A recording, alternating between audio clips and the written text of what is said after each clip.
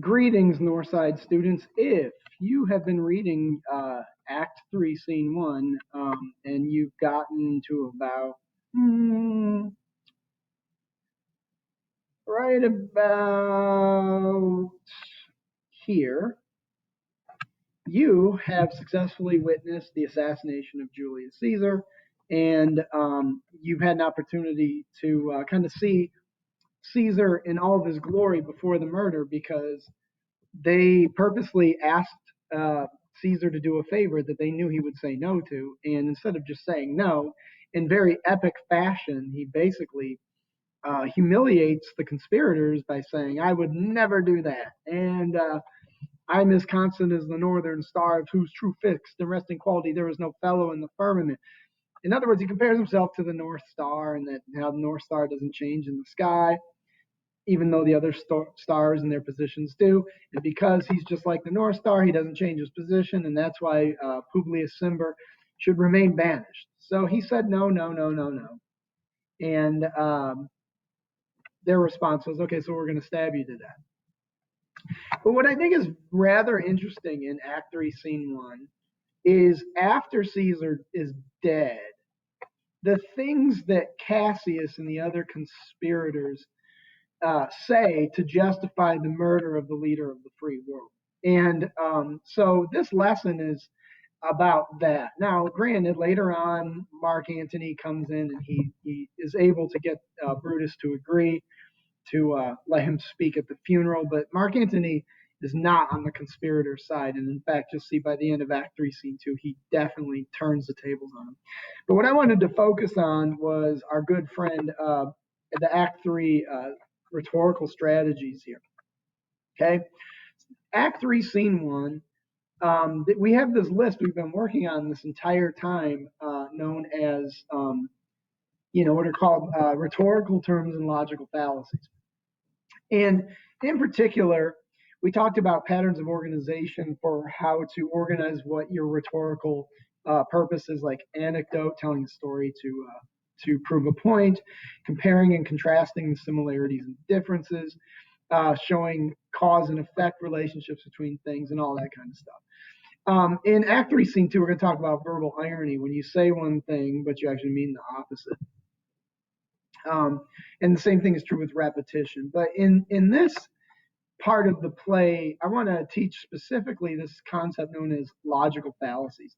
So logical fallacies are lines of reasoning that people do rhetorically all of the time and appear to be logical. In fact, a lot of people buy into these kind of these tricks, and they engage in it, and then people listen to it and they consume it and they think that that's absolutely right.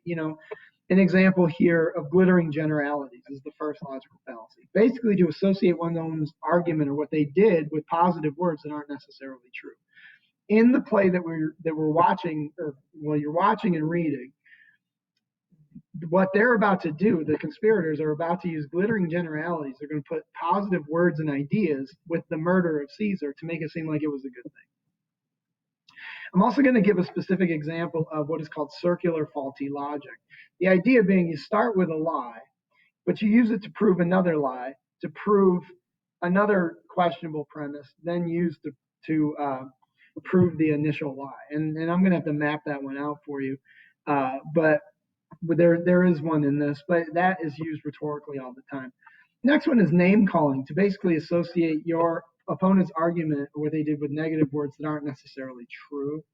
So you see this in political discourse all the time. And then last but not least, ad populum, which is to appeal to the masses. In other words, like because a majority of people support such and such a thing, it must be the best thing to do.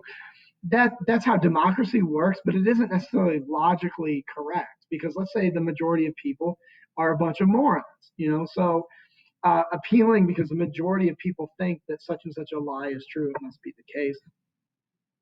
And then they have what is called the ad hominem attack, which means to attack your opponent personally rather than what they're saying.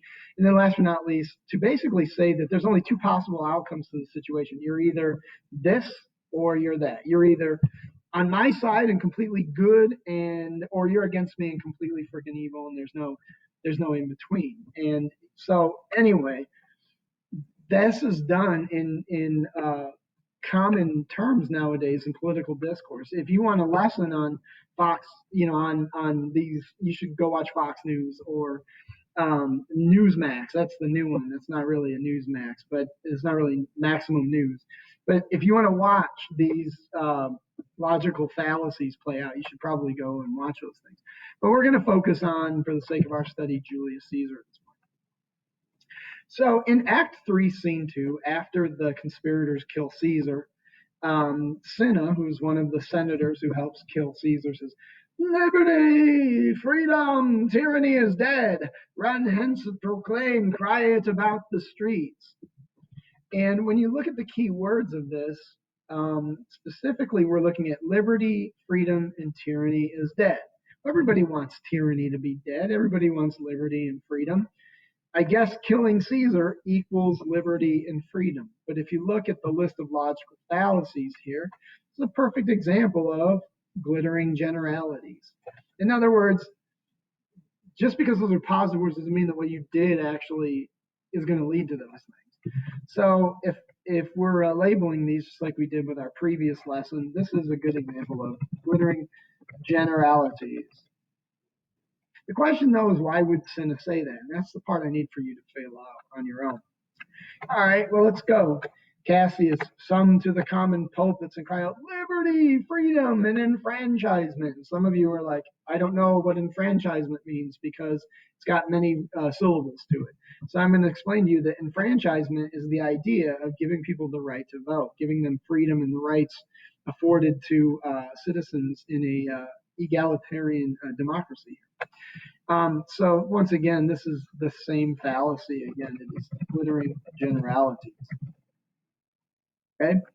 So then this next one, this one is a little bit more convoluted because it's the fallacy that I explained is probably going to need a little bit of explaining, and it's done by a few different characters. In fact, the first line here is said, I believe, by Cassius. I have to look that back up, but anyway, that we shall die, we know. 'Tis but the time and the drawing of days that stand upon. In other words, someday we're all gonna die. There's the first premise of this logic. Yeah, and why he that cuts off 20 years of life cuts off so many years of fearing death. Okay, so we did murder to make someone dead, and so that cut off 20 years of Caesar having to worry about dying because we took care of it for him. He's nice and dead now. And Brutus then says, well, yes, and that's why death is a benefit. And that's why we are Caesar's friends. We helped Caesar. We're his friends by killing him. So, I'm going to kind of draw this one out over here. But all right, so death, and we're going to call this murder. It happens someday, right? Yes. And, so we kind of fear death because that's what we're supposed to do. And, well, yes, so that's why we're Caesar's friends. And so basically we start with the premise that, here we go, death is coming for all of us. It's just a matter of time. So, yeah, now Caesar doesn't have to worry about fearing death anymore because we took care of it for him. He's nice and dead and murdered. And that's why we're Caesar's friends, because he no longer has to worry about fearing death, right? He doesn't have to fear death anymore because he's good and dead. No more fear of death because death already came. Come on, Caesar, where's the thank you? You're welcome. Now, notice this looks eerily like a circle, and this is what is known as circular faulty logic. And one of the things that you need to kind of point out then is there has to be a lie or more than one lie in the circle of truth here. And the first lie is that Caesar didn't fear death. He even says so in Act 2, Scene 2. Like, he doesn't fear death at all. The second thing is, do your friends really do you the favor to kill you? I mean, that's a questionable premise. And about the only truthful part is that we're all going to die someday. Although the murder part, I don't know. I don't know if you'd be doing me any favors if you killed me because I like living and stuff, but that's kind of how this works. So that's Act 3, Scene 1's logical fallacies. And I will go into Act 3, Scene 2 in a separate video. Um, but once again, this is kind of like one of the things I want you to really walk away with in this play is to be able to detect logical fallacies and rhetorical tricks being used by the conspirators and by Marcus Brutus and some others and Mark Antony for that matter.